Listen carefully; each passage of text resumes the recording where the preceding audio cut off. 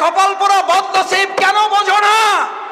হাঁসের মধ্যে বড়টা যদি রাজহাঁস হয়, মিস্ত্রির মধ্যে বড়টা যদি রাজমিস্ত্রি হয়, প্রাসাদের মধ্যে বড়টা যদি রাজপ্রাসাদ হয়, রাস্তার মধ্যে বড়টা যদি রাজপথ হয়, নীতির মধ্যে বড়টার নাম ইসলাম, ওটার নাম রাজনীতি, বাকিগুলা সাতালে তাহাবি যাবে।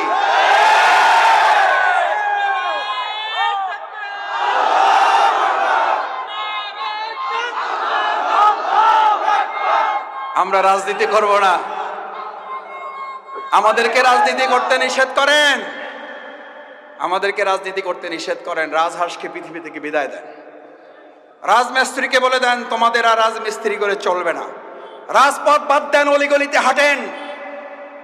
রাজপ্রাসাদ কন্ট্রোল করবে আগামী দিনে ইসলামের রাজনীতি।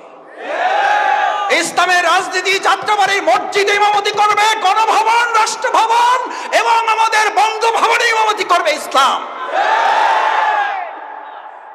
আমি একটা কথা মাঝে মধ্যে বলি, ইসলামের নীতিতে মসজিদ চলে বলে মসজিদে গেলে শান্তি না অশান্তি?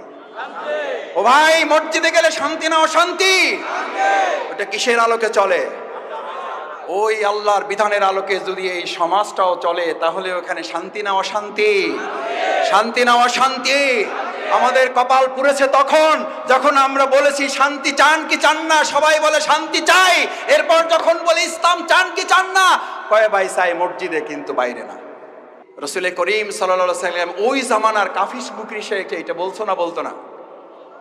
কি বলতো? আগে আন্দাজে বলে দিলেন। বলতো কি বলতো বলেন? বলতো মুহাম্মদ সাল্লাল্লাহু আলাইহি ওয়াসাল্লাম তুমি মসজিদের ইমামতি লাগবে নেও। বলছে না বলে নাই? ও ভাইয়েরা, বলছে না বলে নাই? সমাজের সবচেয়ে সুন্দরী লাগবে, বুঝছি তো, তোমার একটু চাই, আচ্ছা ঠিক আছে লও, কয়টা লাগবে লও। বলছে না বলে নাই? গাড়ি বাড়ি লাগবে, কি লাগবে বুঝছি, একটু গরিব টরিব আছো, একটু টাকা পয়সার প্রতি একটু। আমাদেরকেও এখন কেউ কেউ বলে ঘটনা কি, জামাত ইসলামে একটু লাফায় লাফায় ভাব। মুহাম্মদ রাসূলুল্লাহ সাল্লাল্লাহু আলাইহি ওয়াসাল্লামকে একই কথা বলা হয়েছে, এবং সেটা কি মুসলিমরা বলেছে না কাফিররা বলেছে? মুসলিমরা বলেছে না মুশরিকরা বলেছে? কাফিররা বলেছে না আবু জেহেল আবুল হাবেরা বলেছে? কোরআন নাজিল হয়ে গেল বিসমিল্লাহির রহমানির রহিম, ওয়াদ্দু লাউ তুদহিনু ফায়ুদহিনুন ফালা তুকাজ্জিবুন। এরা অবশ্যই মিথ্যাবাদী। ফালা তুতিল মুকাজ্জিবিন ওয়াল কাফিরিন ওয়াল মুনাফিকিন। মুহাম্মদ সাল্লাল্লাহু আলাইহি সাল্লাম ওরা আপনার কাছে প্রস্তাব নিয়ে আসছে শুধু মসজিদে থাকো, কোনো অসুবিধা হবে না, শুধু গাড়ি বাড়ি সম্পদ